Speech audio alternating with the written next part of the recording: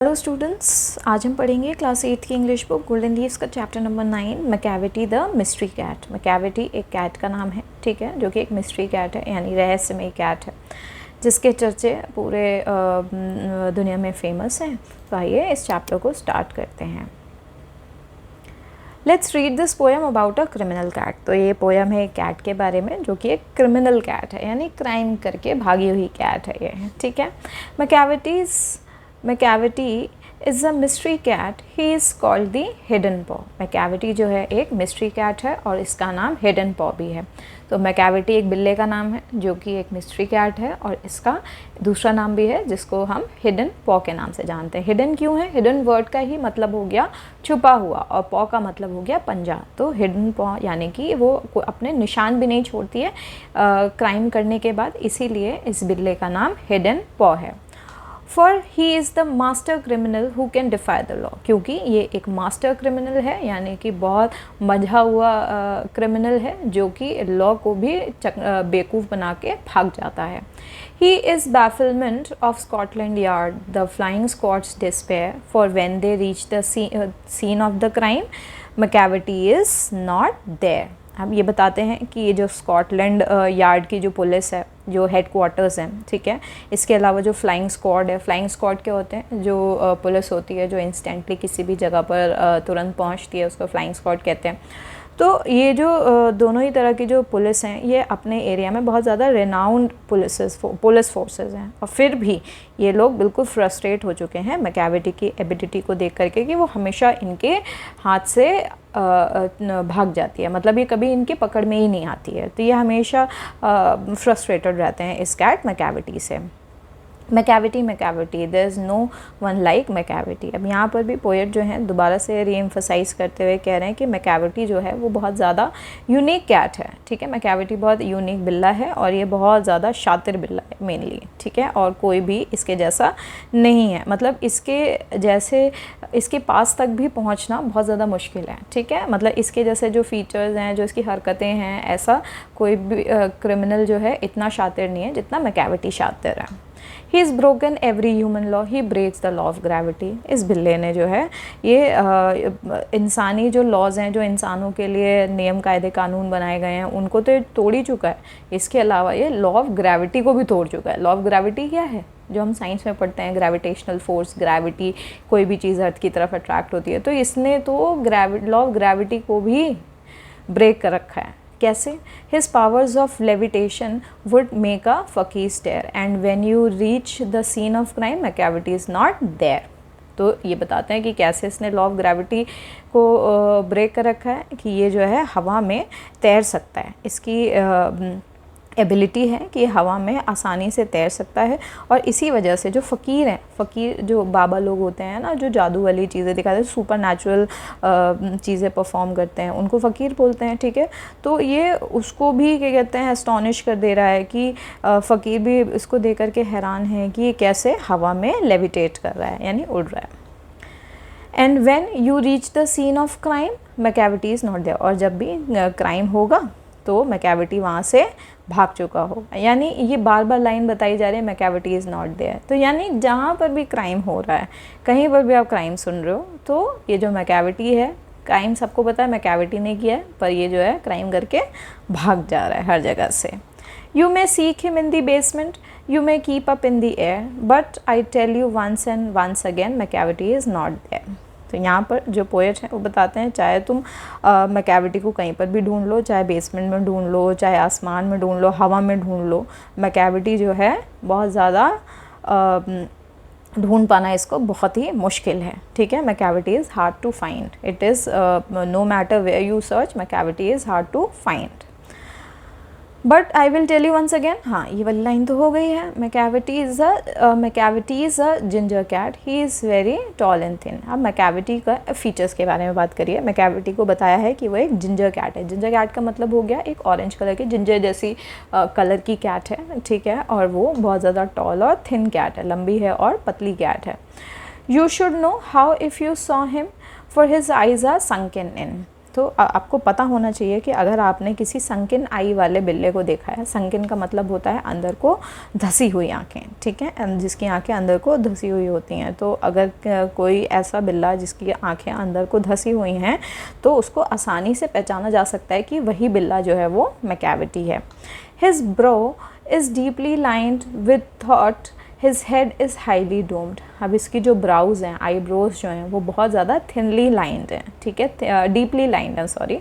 Deeply lined का मतलब होता है कि जब हम सोच रहे होते हैं, इसमें लिखा है ना डीपली लाइंड विद थॉट, तो हम जब सोच रहे होते हैं तो हमारे फोरहेड पर कैसे धारियाँ लाइंस बन जाती हैं, तो इसके फोरहेड में भी जो ब्राउज़ हैं वो सब बहुत ज़्यादा थॉटफुल लाइंस बन जाती हैं उनमें, और इसका जो हेड है वो बहुत ज़्यादा डोम्ड है, डोम्ड यानी गोलाकार शेप में इसका सिर है। His coat is dusty from neglect, his whiskers are combed. फिर जो ऑथर है वो बताते हैं कि जिसको इसका जो कोट है उसमें भी पूरी तरीके से डस्ट लगी हुई है, ठीक है। अब क्योंकि ये बिल्ला है भाई, ये तो क्राइम कर रहा है और इसको क्राइम के आगे कुछ और नहीं दिख रहा है, तो ये अपना ध्यान भी नहीं रख पा रहा है, और इसके जो कोट है, जो ऊपर जो क्या कहते हैं, जो उसका फेदर है, मेनली जो बिल्ले का जो फर है, फेदर है, वो पूरा डस्टी है, ठीक है। और इसका जो विस्कर्स हैं, विस्कर्स होते हैं, इसकी जो मूछें होती हैं बिल्ले की, ठीक है, ये वाली जो मूछें होती हैं ये भी अनकोम्ड हैं। He sways his head from side to side with movements like a snake, and when you think he is half asleep, he is always wide awake. अब इसका इसका जो हेड है वो एक स्नेक की तरह मूव करता रहता है साइड बाय साइड, जैसे स्नेक का फन कैसे इधर उधर मूव करता है, हिलता रहता है पूरा टाइम प्रॉपर, है ना।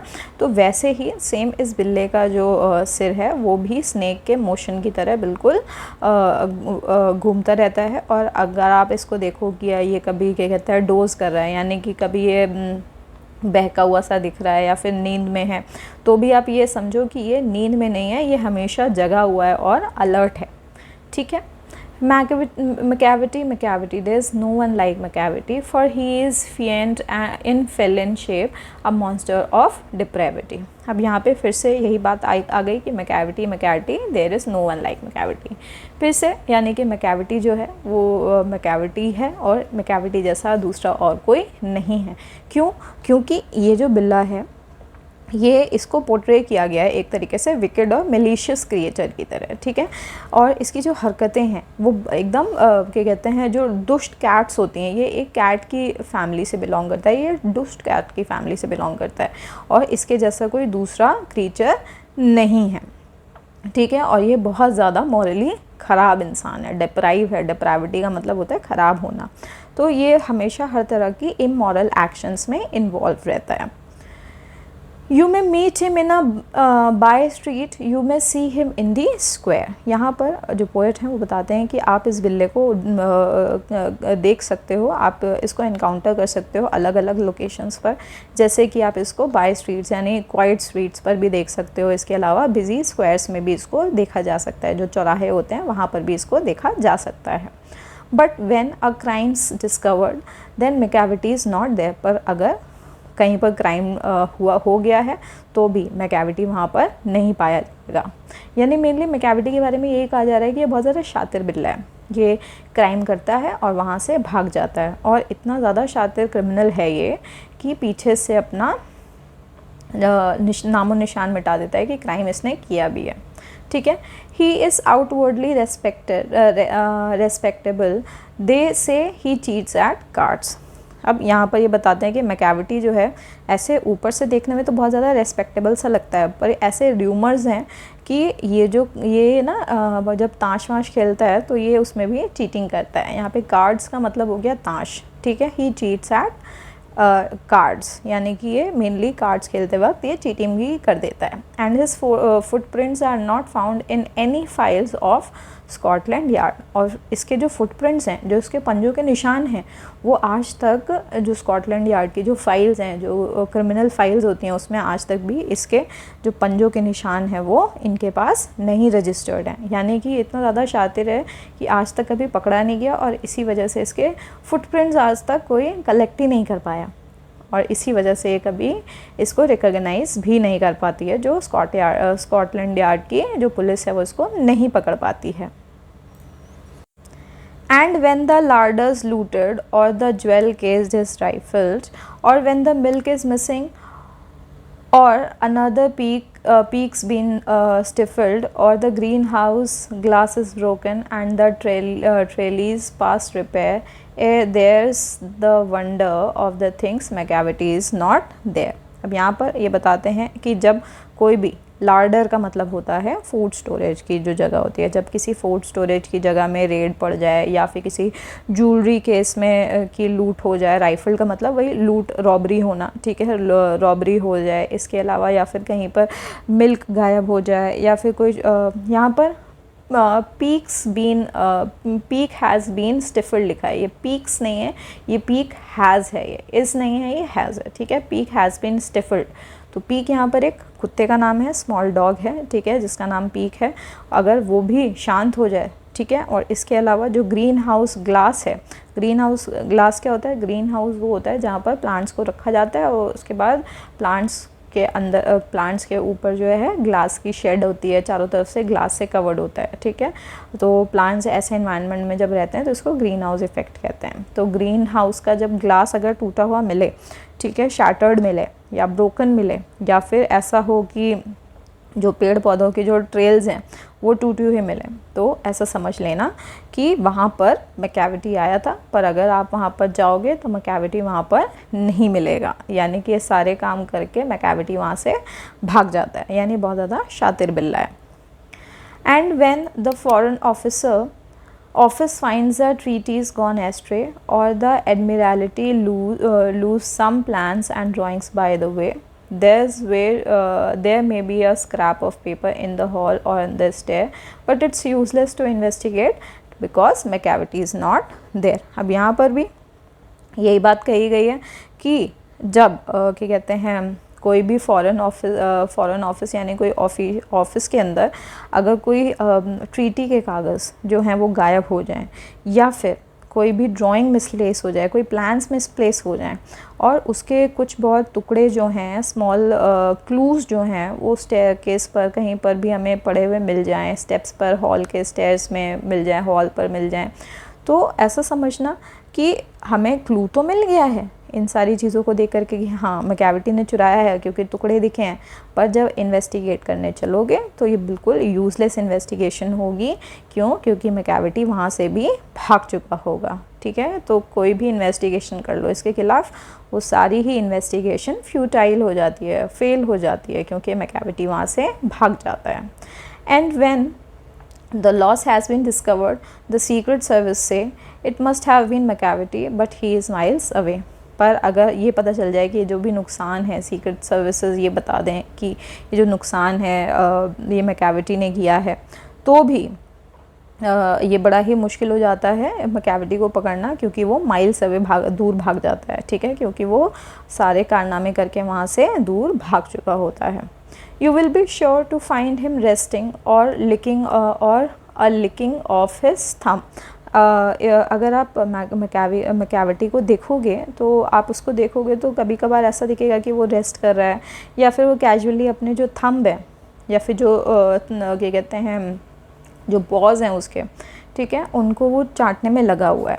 और engaged in doing complicated long division sums, या फिर आप उसको ऐसा देखोगे कि वो जो है कॉम्प्लेक्स लॉन्ग डिविजन्स करने में लगा हुआ है, कैलकुलेशंस करने में लगा हुआ है, ठीक है। तो मेनली वो क्या कर रहा है, वो जोड़ घटा रहा है कि मैंने आज कितने क्राइम किए, इतने क्राइम नहीं किए। तो ये सारी ही चीज़ें ये रिप्रेजेंट कर रही हैं कि जो मैकेविटी है वो बहुत ज़्यादा शातिर बिल्ला है और वो अपने क्राइम करता है, क्राइम से भाग जाता है क्राइम करके, और उसके बाद आप कहीं पर उसको देख लोगे कि वो अपने थंब को लिख कर रहा है या कुछ भी कर रहा है या कैलकुलेशंस कर रहा है, तो इसका मतलब ये जान लेना कि मैकेविटी जो है वो गिनने में लगा हुआ है कि आज मैंने इतने क्राइम किए, अब मैं आगे चल के जो क्राइम करूँगा वो कैसे करूँगा, यानी वो जोड़ घटा रहा है क्राइम को कैसे करना है कैसे नहीं करना है। तो वो मेनली बिजी है यही सोचने में कि किस तरह से मैं क्राइम करूँ। Macavity there is no one like Macavity. There never was a cat of such deceitfulness and suavity।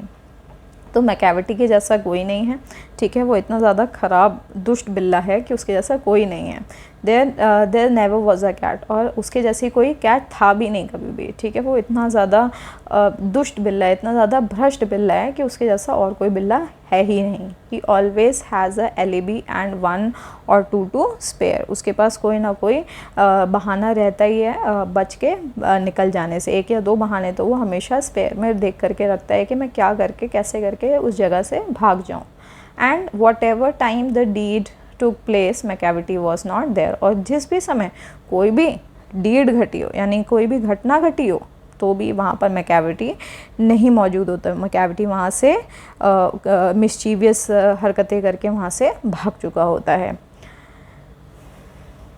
And they say that all cats whose wicked deeds are widely known, I might mention Mungo's-Jerry, I might mention Griddlebone, and are nothing more than agents for the cat who all the time just control their operation, the Napoleon of crime. यहाँ पे बताता है कि poem यही mainly suggest किया जा रहा है यहाँ पर भी कि इसके अंडर में भी इसके जो भी विकेड काम जो कर रहा है, ठीक है, जो भी ये हरकतें कर रहा है, इसमें 2 कैट्स और हैं इसकी, जिनका नाम मंगोजेरी है और एक का नाम ग्रिडलबोन है।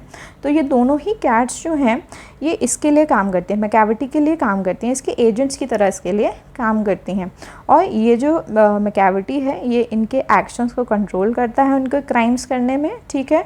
और इन्हीं सब हरकतों की वजह से, मतलब मैकेविटी इतना ज़्यादा फेमस क्रिमिनल है कि इसने अपने एजेंट्स भी रखे हुए हैं, ठीक है, एजेंट्स भी रखे हुए हैं और ये क्राइम करके भी भाग जा रहा है, एजेंट्स भी रख रहा है, हर चीज़ में बिल्कुल क्राइम निपटा दे रहा है। तो इसलिए इसको जो है नेपोलियन ऑफ क्राइम का नाम भी इसको मिल चुका है, ठीक है। इसको लोगों ने नेपोलियन ऑफ क्राइम नाम भी दे दिया है। तो स्टूडेंट्स ये इस चैप्टर का एंड था। आई होप आपको इस बिल्ले की स्टोरी पसंद आई होगी। ये मेनली एक विकेट बिल्ला है जो क्राइम करता है और भाग जाता है, क्राइम करता है और भाग जाता है, इंपॉर्टेंट चीज़ें ख़राब कर देता है और लोकेशन से वहाँ से रफू चक्कर हो जाता है। इसका दूसरा नाम है हिडन पॉ और लोगों ने इसको नेपोलियन ऑफ द क्राइम भी बोला हुआ है। नेपोलियन कौन था? नेपोलियन बोनापार्ट था, ठीक है, एक फ्रेंच मिलिट्री का पॉलिटिकल लीडर था। देखिए यहाँ पर लिखा भी हुआ है कि नेपोलियन एक फ्रेंच मिलिट्री का पॉलिटिकल लीडर था। तो ये भी अपने ग्रुप में पॉलिटिकल लीडर है, ठीक है, और इसके ये 2 एजेंट्स हैं। तो स्टूडेंट्स ये एंड है। आई होप आपको इसकी एक्सप्लेनेशन अच्छे से समझ में आ गई होगी। अब हम इसके क्वेश्चन आंसर्स की तरफ आगे बढ़ेंगे।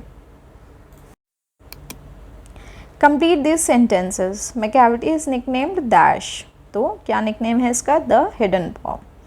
Macavity is the master criminal who is being sought by Scotland Yard and the Flying Squad. Macavity is very tall and thin. When Macavity appears to be half asleep, he is in fact wide awake. E option. Although Macavity is outwardly respectable, it is believed that he cheats at cards and is involved in criminal activities. Some leisure activities that Macavity engages in are licking his thumbs or doing complicated long division sums. Macavity can't be implicated in a crime because he always has an alibi and 1 or 2 to spare. The other cats are merely agents for Macavity who may be called the Napoleon of crime. Now answer these questions. Who is Macavity? What is he also known as? Macavity is a cat who is highly elusive and cunning criminal. He is also known as the hidden paw. How does Macavity break the law of gravity? Macavity breaks the law of gravity through his power of levitation. Describe Macavity's physical appearance. Macavity's physical appearance is tall, thin, with sunken eyes, deeply lined brow, highly domed head, dusty coat, and uncombed whiskers. Which crime has Macavity committed? Macavity is involved in a range of criminal activities from looting to cheating at cards and even more serious matters like stealing treaties and plants. What do the Foreign Office and the Admiralty blame Macavity for? The Foreign Office and the Admiralty blame Macavity for missing treaties, plans, and important documents. Why is it impossible to implicate Macavity in a crime? It's impossible to implicate Macavity in a crime because he always has alibis and clever ways to evade capture. Which two other cats are mentioned in the poem? What role do these cats play? The two other cats mentioned in the poem are Mungo Jerry and Griddlebone. These cats are portrayed as agents who carry out criminal activities under Macavity's control. Now, reference to context. He is the bafflement of Scotland Yard, the flying squad's despair. Why does Macavity baffle the Scotland Yard? Macavity baffled the Scotland Yard because, despite their efforts to catch him, he always manages to escape and leave no evidence behind. Why would a fakir be amazed by Macavity? A fakir would be amazed by Macavity's levitation powers that allow him to break the law of gravity. Which dangerous animal is Macavity compared to? Why? Macavity is compared to a snake due to his swaying head movements from side to side, reminiscent of a snake's slithering motion. This comparison emphasizes his elusive and dangerous nature. Which other qualities of Macavity are mentioned in the poem? Other qualities of Macavity mentioned in the poem include his cleverness, cunning, ability to manipulate situations, and his capability to be in multiple places at once. For he is a fiend in felon shape, a monster of depravity. Explain this line. This line suggests that Macavity is a wicked and malicious being in the form of a cat with a propensity for immoral and criminal behavior. Where are you likely to come across Macavity? You are likely to come across Macavity anywhere in a quiet by street or in the busy squares.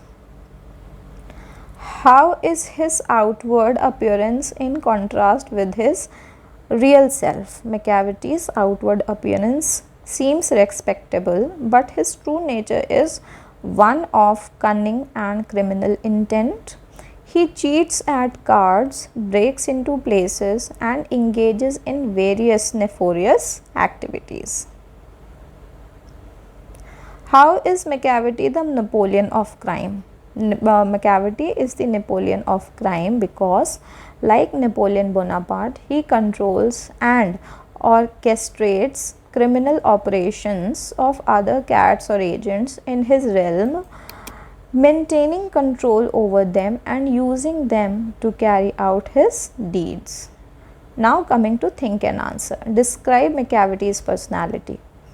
Macavity's personality is characterized by his extreme cleverness, cunning, elusiveness, and ability to manipulate situation to his advantage.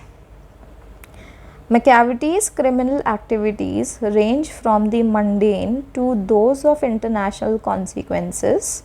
What effect does such a juxtaposition create? The juxtaposition of Macavity's criminal activities ranging from the mundane to international consequences creates an element of surprise and a sense of his versatility as a criminal. Which activities attributed to Macavity are exaggerated? Why has the poet used the poetic technique of exaggeration. Give reason for your answer. The activities attributed to McCavity are exaggerated to emphasize his mastery at evading capture and his capability of being present at multiple places at the same time. The exaggeration adds to the humor and mystery to the poem. Why do you think there is no one like McCavity? Justify your answer. There is no one like McCavity because he possesses a unique combination of criminal cleverness, elusiveness, and the ability to defy even the laws of physics. Based on your reading of the poem, could you say that poet likes cats? Why or why not? The poet does not necessarily indicate whether the poet likes cat or not. It simply creates an imaginative and entertaining portrayal of a master criminal act. Just as McCavity is a master criminal, attributes human qualities to a dog, a horse, and an elephant. Explain your choice of attributes. ना यहाँ पर हमें ये जो attributes दे रखे हैं इनके बारे में बता देना है. तो ये डॉग के बारे में एट्रीब्यूट होगा loyalty, playfulness, protective nature. Horse के बारे में होगा स्ट्रेंथ, ग्रेस, कंपेनियनशिप. एलिफेंट के बारे में होगा विजडम, मेमोरी, फैमिली ओरिएंटेड. फिर यहाँ पर the choice of attribute is based on common perception of these animals qualities.